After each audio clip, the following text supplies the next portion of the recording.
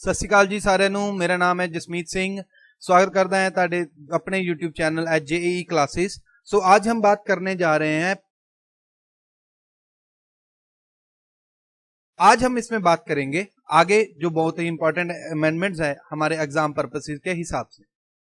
So let's start the video. Before we start the video, I will request all of you to please press subscribe button so we could grow together.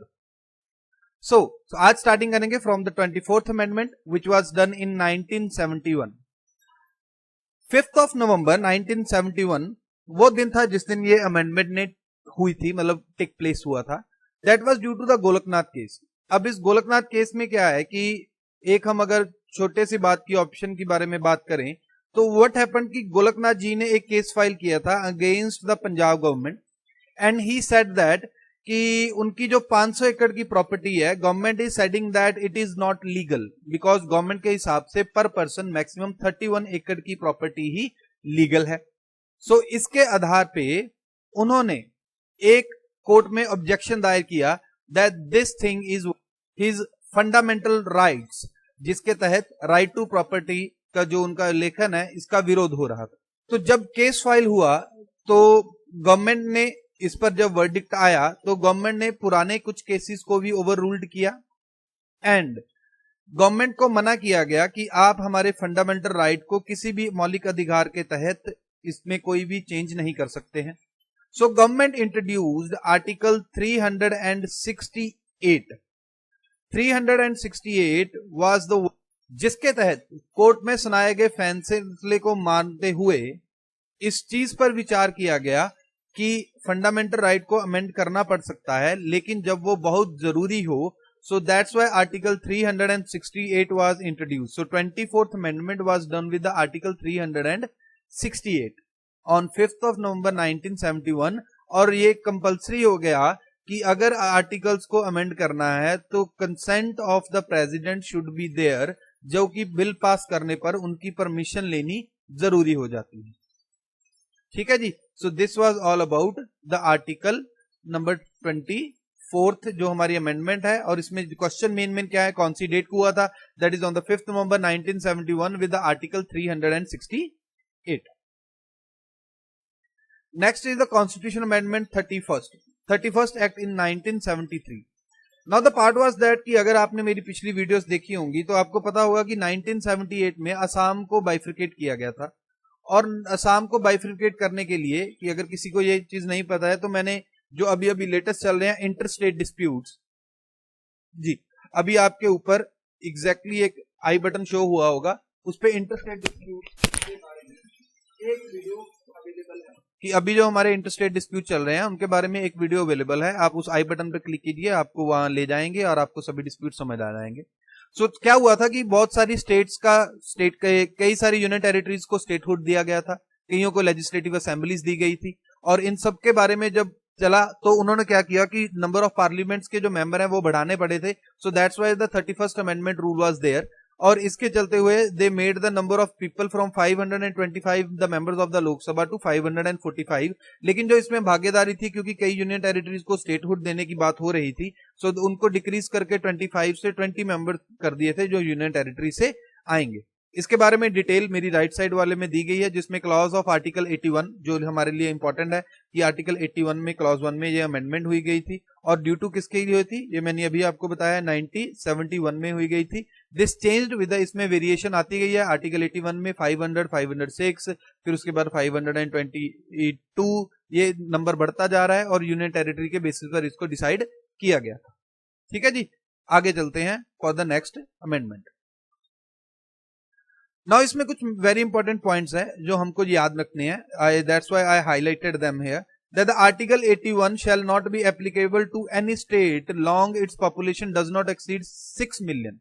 6 million मतलब कि 60 लाख कम से कम population होनी चाहिए, तभी उनको article 81 के तहत जो मेंबर ऑफ लेजिस्लेटिव असेंबली है उनको दिया जाएगा कि आपके यहाँ लेजिस्लेटिव असेंबली बनेगी। लेकिन गोवा और सिक्किम पर यह रूल लागू नहीं होता।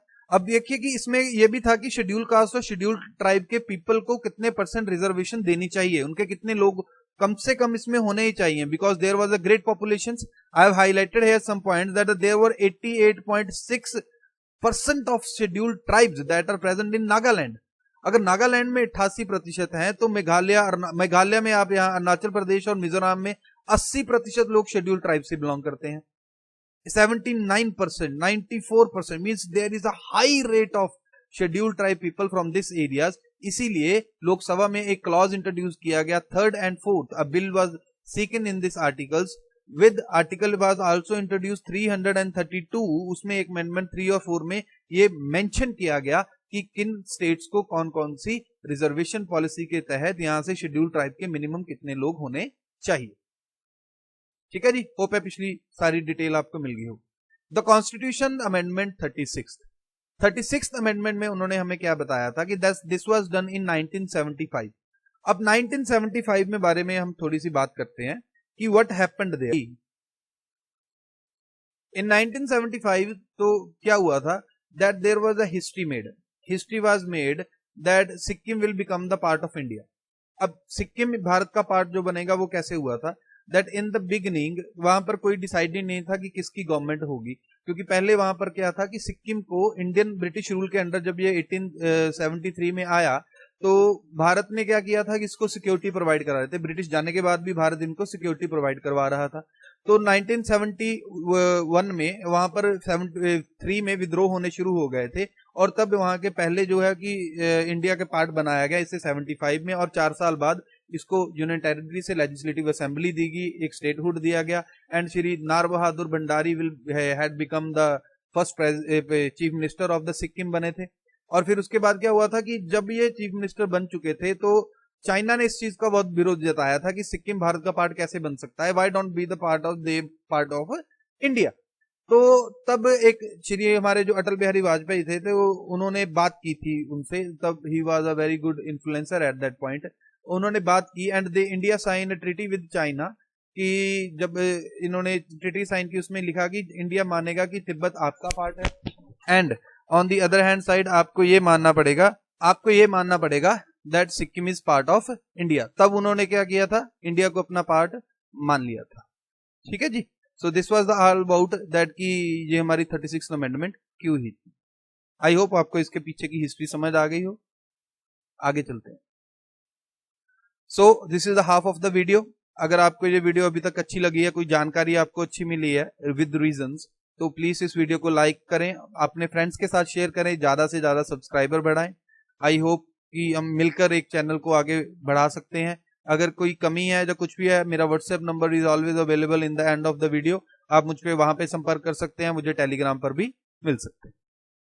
सो now we will talk about the 37th amendment. अब 37th अमेंडमेंट में क्या हुआ, that in the parliament the 37th amendment was made in 1975। 1975 को ये पहली बार हुई थी, जिसमें जो कुछ टेरिटरीज थी जो 71 में जो अलग अलग सेक्शंस में बांटा गया था असम को, और उसमें से अरुणाचल प्रदेश वगैरह थे जो नॉर्थ ईस्ट की यूनियन टेरिटरी थी, तो उन सब के बारे में एक प्रपोज्ड सेक्शन बनाया गया और कईयों को लेजिस्लेटिव असेंबली देने के बारे में विचार किया गया था। सो इसी विचार के तहत it was done under the section 239 ए। अब देखिए ये ए वाला वर्ड का याद रखिएगा, बिकॉज 239 वाज पहले ही ब्रिटिश काल में मौजूद था, तो उसी को आगे हमने इंडिया में यूज किया है, तो उसको उसके पीछे क्या डालते हैं, हम ए देते हैं, अमेंडेड। मतलब ब्रिटिश काल को भारत के हिसाब से अमेंड किया गया, उनकी जो धाराएं हैं उनको भारत में लाया गया। सो जो सीधी किसी 239 के पीछे ए लगा हुआ है तो it means that it is amended according to the new constitution of the India. So इसको अरुणाचल प्रदेश के बारे में जो आर्टिकल ऑलरेडी मौजूद है दैट इज आर्टिकल 71, जो कि अरुणाचल प्रदेश में हमारे प्रेसिडेंट और वाइस प्रेसिडेंट की जो टेरिटरीज है उनके लॉ, जो पार्लियामेंट्री लॉज है कि वो अरुणाचल प्रदेश में अगर कभी भी कोई भी मुसीबत आती है तो डायरेक्टली प्रेसिडेंट या वाइस प्रेसिडेंट का रूल वहां पर लग सकता है, बिकॉज चाइना के साथ डिस्प्यूटेड एरिया है। हमने जो बॉर्डर वाला किया था, India's inter border dispute video है जो अभी आपके ऊपर आई बटन पे शो हो रही होगी, आप उसको देख सकते हैं। आपको पता चल जाएगा कि हमारी ओरिजिनल टेरिटरी है कहां तक और कहां तक चाइना ने इन्वेड किया हुआ है और बोल रहे हैं कि ये हमारा पार्ट है, because China always said that Arunachal Pradesh वाला part of south Tibet. So इसीलिए हमको इस चीज के ऊपर भी ध्यान देना है, तो इसीलिए वहां पर प्रेसिडेंट रूल लगाने की हर वक्त मतलब क्या अवेलेबिलिटी है कि वो कभी भी वहां पर लग सकता है, अगर चाइना कभी भी कुछ इन्वेड करें या किसी मिनिस्टर्स को घूस देने की कोशिश करे या कुछ भी। तो इसीलिए उसके बाद इनको एक काउंसिल दी गई थी एंड इंटरस्टेट डिस्प्यूट तो इनका असम के साथ है ही, वो आपको पीछे इंटरस्टेट वाली वीडियो में मिल जाएगा। आगे चलते हैं जी। इसमें मेन पॉइंट, सॉरी आगे जाने से पहले मैं रिपीट करना चाहूंगा, 37th amendment done in 1975 April of 26 and under the article 239 for the constitution bill, जो उसको असेंबली देने की बात हुई थी, और आर्टिकल 71 इज ऑलवेज देयर, कभी भी प्रेसिडेंट का अगर रूल लगाना पड़ जाए तो उसे लगाया जा सकता है। Now we come to amendment number 39। The bill was passed in the Lok Sabha on the August 7th अगस्त को पास हुआ था, and this was regarding the prime minister और मिनिस्टर के केसेस के बारे में जब हुआ था, दैट समवन पॉइंटेड आउट कि आप जो डायरेक्ट मेथड से वोटिंग होती है उसके तहत हम एमएलए और एमपी को ही हमारी लोकसभा में सिलेक्ट कर पाते हैं, that we directly cannot select our president और प्राइम मिनिस्टर, सॉरी प्रेसिडेंट और वाइस प्रेसिडेंट। तो उनको क्या था कि समटाइम इनको किसी भी प्रकार का इनके ऊपर कोई भी ऑब्जेक्शन और इनके इलेक्शन प्रोसेस पे ऑब्जेक्शन कोर्ट ना लगा पाए, तो इसी चीज को देखते हुए कि प्राइम मिनिस्टर और प्रेसिडेंट और वाइस प्रेसिडेंट को इलेक्ट करने के लिए मेथड्स में सुप्रीम कोर्ट की जो इन्विजन है उसको खत्म करने की बात की गई थी, that supreme court cannot object the process of appointing our president. So this is president's house, आप देख सकते हैं यहाँ पे। तो उसी चीज के तहत यहाँ पर 2 रूल बनाए गए थे जहां पर प्रेसिडेंट्स के एसेट्स और उनके प्रोसेस के बारे में बात की जा सके। So here I have given you, आप इसके बारे में क्या पॉइंट याद रखेंगे, that it was done in the amendment number 39।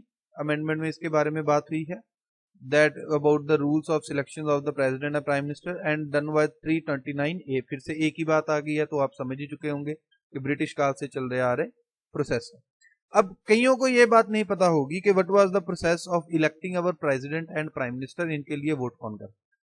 So president के लिए आप याद रखिए कि नंबर ऑफ एमएलएज हमें एमपीज हैं and plus the members of the Rajya Sabha, Rajya Sabha के मेंबर्स और लोकसभा के मेंबर्स दोनों मिलकर प्रेसिडेंट के लिए वोट कर सकते हैं, और साथ में इलेक्टोरल वोट्स दी जाती हैं, मींस जिन स्टेट्स में इलेक्शन हुए हैं वहां पर जो एमएलएज की काउंटिंग ज्यादा हो, जिन जो काफी ज्यादा वोट से जीते हैं, उनको इलेक्टोरल वोट का जो है हक दिया जाता है।